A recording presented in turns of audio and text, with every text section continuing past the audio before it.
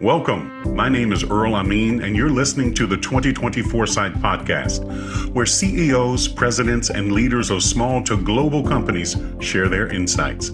It is 6 questions in 9 minutes because leadership knows how to listen and be concise. So let's get to it. First of all, welcome. And in just a few sentences, tell us who you are and what you do. Well, Earl, I'm president of the board of a business with 4,000 employees that I started in 1980. However, I have another business, McKay Connects, a media production company where I spend most of my time now and am fully acting CEO of that business. I think the difference in the large and the small is being CEO of a small company means there isn't the same level of delegation you have with a large company.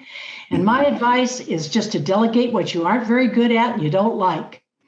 My passion and what I do is to feature women in podcasts and videos through Trailblazers Impact interviews, particularly women over 50, and help them launch a business that they love.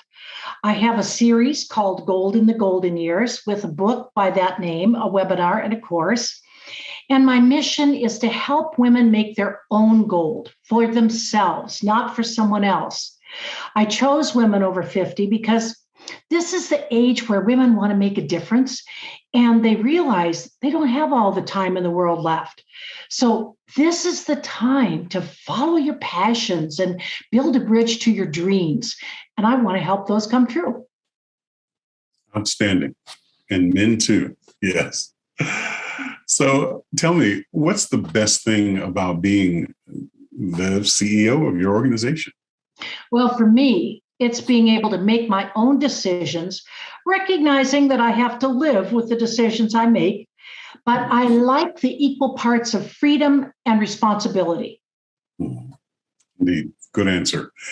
Now, I'm sure in your journey, I've heard from other leaders that leading a team can be a challenge, but being able to see the road ahead can be an especial challenge. What are your thoughts? Well, many CEOs have a dominant personality and are risk takers. And I think in that situation, you have to be careful to constantly check on your destination, or you could lead people right over a cliff. And if you're an effective CEO, they probably want to follow you. If you don't know where you're going, then it really doesn't matter which path you take. So weigh your alternatives and make your decision, and then share it with others in your circle. Again, a good answer.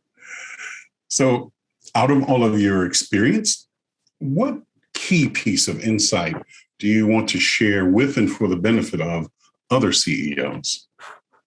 I think I have 3, Earl. One is that I think people are either more concept or more structure oriented. Concept people need to see the big picture. They have trouble making decisions without seeing the whole concept first. Structure people, on the other hand, are different.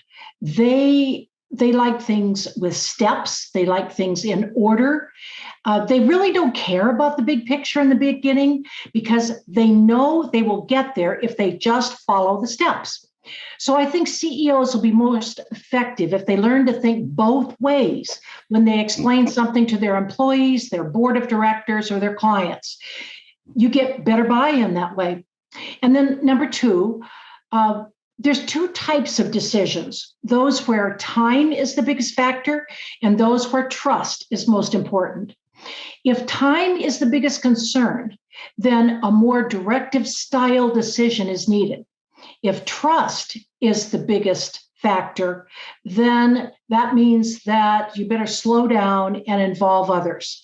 If people are involved in the decision-making process, they're a lot more likely to buy into the decision.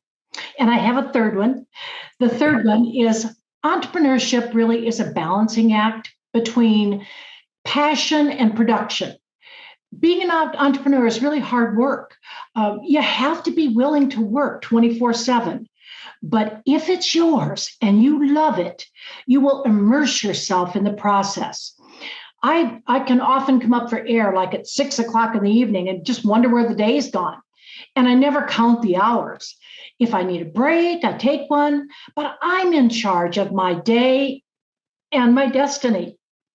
Yes. Awesome. So in your journey, in your pathway to this point, what other successful CEOs like yourself would you like to acknowledge or give a shout out to and should be on my podcast? Well, I have a podcast and a YouTube channel which features empowered women, many of whom are founders and CEOs of their own company. Women often have to run faster and harder than their male counterparts, and the women I interview do. However, I think women have a collaboration and a negotiation side that creates a successful combination. So I would say any of the women on my channel. And I would say yes to having them on. Now, for the final question, Nan, how do you celebrate a win? Well, I'm a high D on the DISC profile. I don't know if you know what that means, but I do. that's who I am. And every day is about winning. However, I really think winning to me does not mean that someone loses. So winning means that I have found a way to make it work for everyone whenever possible. We'll have to give a little, but we get to take a little, and it works. And if you can accomplish, and I can accomplish that win-win, then for me, I'm riding high, and I love it. But if I can empower someone else to succeed, I really love it. And I would love to provide your audience with a winning gift, which I don't think you expected. You can log on to trailblazersimpact.com/10 tips for a quick ebook on how to pivot. So it's especially helpful if you're over 50 and you want to start a business. It'd be helpful for everybody. Indeed. Thank you so much for that. So it's just been great having you on. I love your answers. How can people find you? If you just go to my website, trailblazersimpact.com, you'll find everything. You'll find the YouTube channel links, you'll find full page guest write-ups, you'll find podcasts, you'll find even an academy. Outstanding.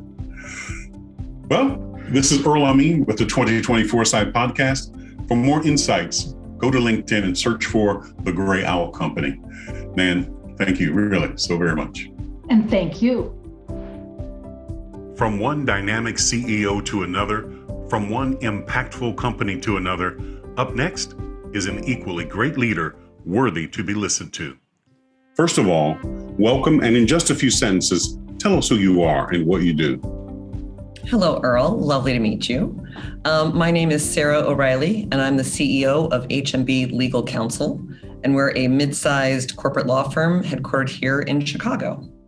And in terms of what I do is I help the firm grow and scale profitably, and I do that by focusing on both our people and our clients. Excellent. Well, law, legal. What's the best thing about being the CEO of a law firm? Ooh, I'd say there's a couple of things, actually.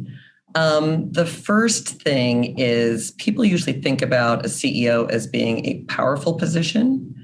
I see it as being an empowering position. So one of the things that I very much enjoy about being a CEO is that I get to empower people to really drive their career. And from that perspective, it helps them become more engaged. And in so doing, they are better lawyers and they're better for our clients. So I would say that's probably one of the first things. The second thing is really that it's very liberating being the CEO. And I say it's liberating because every aspect of the business is open to me, right? So I say that's liberating. It's also challenging, but I also know that I thrive in challenging situations. Indeed. And so you do. Well, I'm sure you've heard, as I've certainly heard, from other leaders that leading a team, and you leading a team of lawyers, that it can be challenging, not only leading a team, but looking at the road ahead, being able to see what's around the bend, as it were.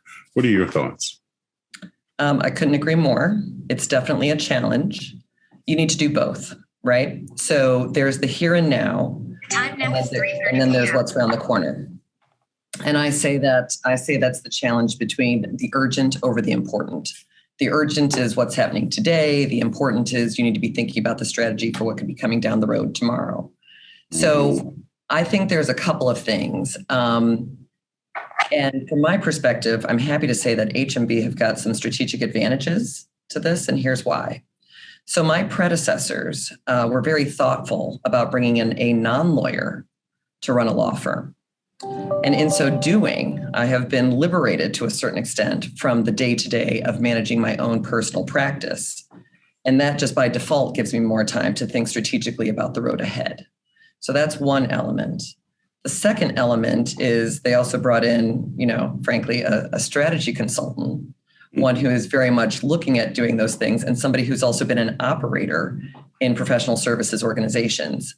And so there's a balance between entrepreneur and intrapreneur, and we value both. We value both at HMB. So while our lawyers are entrepreneurs every day in terms of what they do with their clients out in the market, we also value intrapreneurs in terms of people who really take a look at running the business strategically. So both in bringing in me, but I have also expanded the leadership team to, again, encompass that diversity of thought between entrepreneurs and intrapreneurs. Very good. Very thorough response. Well, tell me, out of all of that, and there are a couple of very unique elements that you've spoken to, what specific or unique piece of insight would you like to share with and for the benefit of other attorneys, CEOs, leaders, you pick? Well, I think my one favorite piece of advice that I share with a lot of others, and I have to remind myself sometimes, is a piece of advice that my dad gave me. And what my dad said to me many, many moons ago was to bet on yourself. And here's why. Because he said, look, kid, there's only two ways to bet in this world. You're either betting on yourself or you're betting against yourself. And if you bet against yourself, you're always going to lose. Yeah. But if you bet on yourself, you're not always going to win, but you give yourself the chance to win. So, and so every now and again, especially when things get, big and they can, seem scary. I remember what my dad told me decades ago, which was, you need to bet on yourself. Well done. Well done. Well done, Dad. Well, let me ask you now, in your journey, in your ascension to the vaunted role of the CEO of a law firm, what other successful CEOs have you encountered that you'd like to give a shout out to and should be on my podcast? Well, there's a couple, actually. So one of my favorites, well, there's a couple. So one of my favorites is Robert Passon, and he's not actually the CEO. He's the chief wagon officer for Radio Flyer. Yes. He's also a personal friend of mine, and he is both strategic and reflective. And he has provided guidance and counsel to me before, and he's a wonderful individual. The other one that I thought would be very interesting for you to speak to is Becca Komesher. So Becca is the CEO of Altair Advisors. She has been a client of HMB. And when I came into this role, she didn't know me, but she got in touch almost immediately to sit there and say, you know what, I think it's interesting what HMB have done. It's a deviation from a lot of other law firms. She was intrigued. She was also a fellow CEO, and she thinks, she's very clear. She thinks CEOs should help other CEOs and women should help other women. And I have to say, I agree with all of that. So those are certainly two I would recommend. Outstanding. We received that, and thank you. Now for the final question, Sara, how do you celebrate a win? The first thing I do when I celebrate a win is I need to remember to celebrate, right? Yes. I think of the modern world. I think of everyone, my clients, my colleagues. I think of everybody as having ADD, right? We're all busy. We're all time constrained. We're all keeping on. And so you really do. You have to remember to celebrate the victories, even the little victories. The victories with clients, great. but also the internal victories, the victories of, internal mobility or, a strategic initiative that we've been working on, or even giving to one of our charities that we work with. Just to stop and pause and remember to do celebrate and to call it out. And so I'm privileged in the fact that I get to do that by shining a light on so many of the other heroes that we have here. So it's just to remind yourself, you don't have to, win the big victories. Remember to celebrate the little ones too. Indeed. Sara, it's a pleasure having you on today. How can people find you? People can find me at HMB Legal Counsel. I was going to say that's where you can find our website. And certainly my email's out there too, but the best way to find me is either through HMB Legal Counsel, or you can find me on LinkedIn. So. Right. Very good. This is Earl Amin with the 2020 Foresight Podcast. For more insights, go to LinkedIn and search for The Gray Owl Company. Sara, thank you so very much. Earl, thank you very much. Have a good rest of your day and rest of your afternoon, and I look forward to catching up again soon. Likewise. Thank you for listening to the 2020 Foresight Podcast, where CEOs share who they are and what they do in the world that makes a difference. For more entrepreneurial and life-changing insights, do not forget to subscribe to our YouTube, Spotify, and iTunes accounts. All of the links are available below. See you in the next episode.